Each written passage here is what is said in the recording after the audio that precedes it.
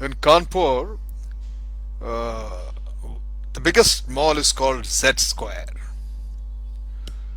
Yesterday, uh, I took Zara. She wanted to do some purchasing, and every time when I take Zara there, and Zara and her mother gets involved in uh, purchasing, and I simply drop them in the mall and enter the Crossword. That's the biggest book stall in Kanpur.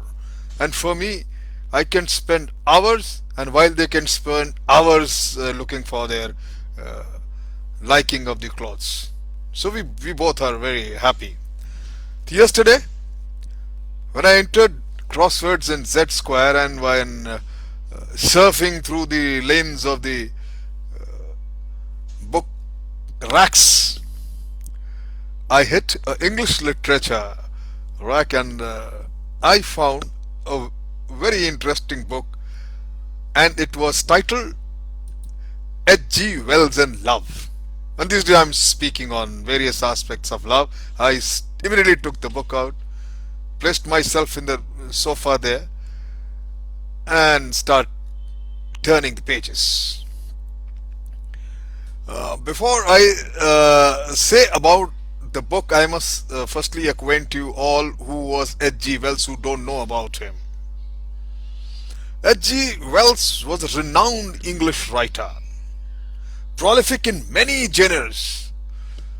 He wrote dozens of novels, short stories, and the works of social commitments, history, satire,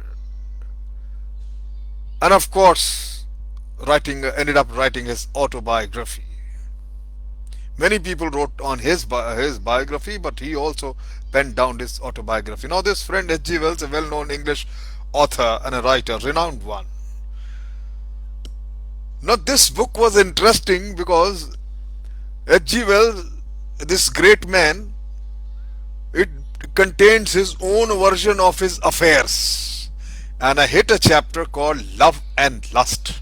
Interesting. I went through the chapter, and that's what I'm going to share with you all today.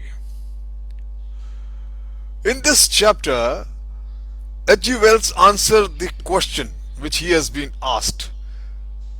What made Wells a actually a fornicator, a compulsive fornicator? And I was very amazed on his forthrightness and candid admission. I suppose all those people who reached that heights, that level he was in, they can afford to talk truthfully, at least to their audience, for posterity when they leave this world. I don't think people with limited intelligence or less limited understanding of life can be so courageous. After reading his confessions, I am convinced that he was never in love with anyone except himself. He calls it to the lover shadow, which never leaves a man or any man.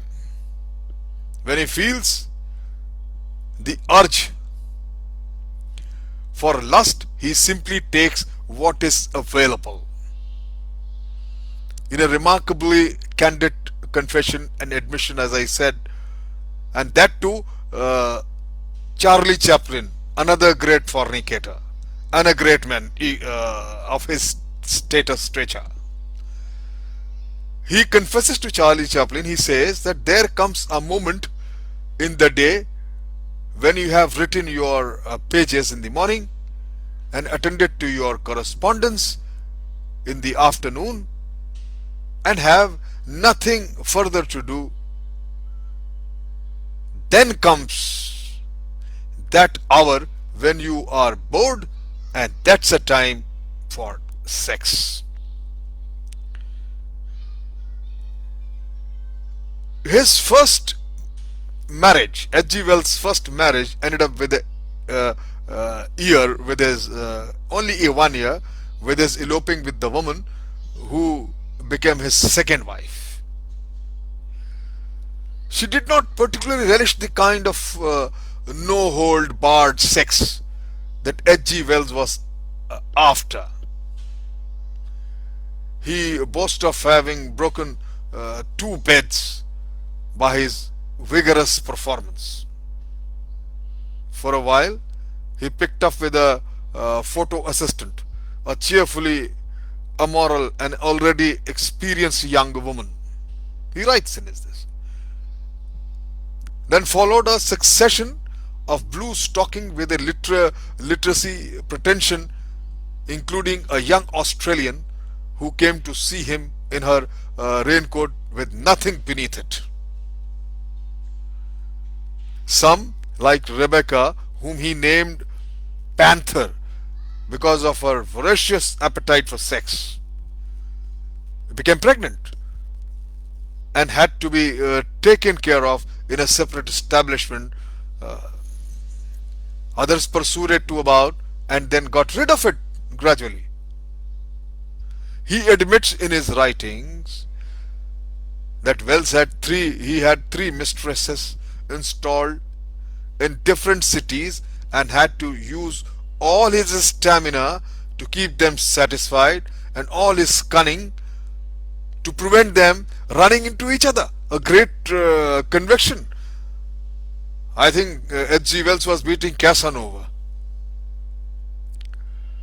Wells confessed to my friend Somerset Maugham, I have spoken to about this English author yesterday.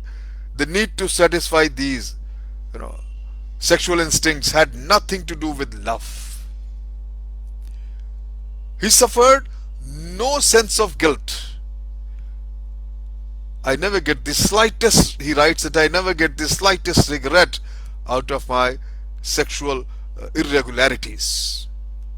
They were amusing and refreshing, and I was there. I wish there had been many more such occasions for him, he says. One really wonders why he could not satisfy his lust by simply going to prostitutes. In the long run, it could have been cheaper and taken less toll of his nerves and time. It is, my friend, evident that in his pursuit of woman, he was more pursued than pursuing actually. Wells wanted love and admiration from his women without feeling the slightest obligation to give in return anything more than lust. Well, makes himself out into a randy he-goat, I would say. He was nothing of this sort. Many men, my friend, and women go through their lives with as many, if not more affairs, but take great pains to conceal their peccadillos. Maybe they are not bold enough, courage enough like H.G. Wells. There is something called society, social pressure. All this kills a man's authority, audacity, and they simply start dancing in the tune of the society. The fear of losing honor.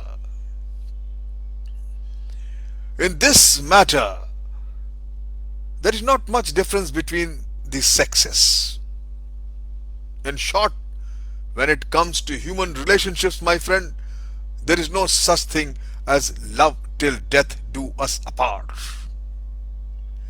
A new lover proves more lethal to an old than the old lover's demise. A Urdu poet puts off the whole entire philosophy of Mr. H.G. Wells in a more subtle and succinct way. ये हमसे न होगा कि किसी एक को चाहें, ऐ इश्क हमारी तेरे साथ न पटेगी. It's not possible for me to love only one. Oh love, I just cannot get along with you. Thank you very much.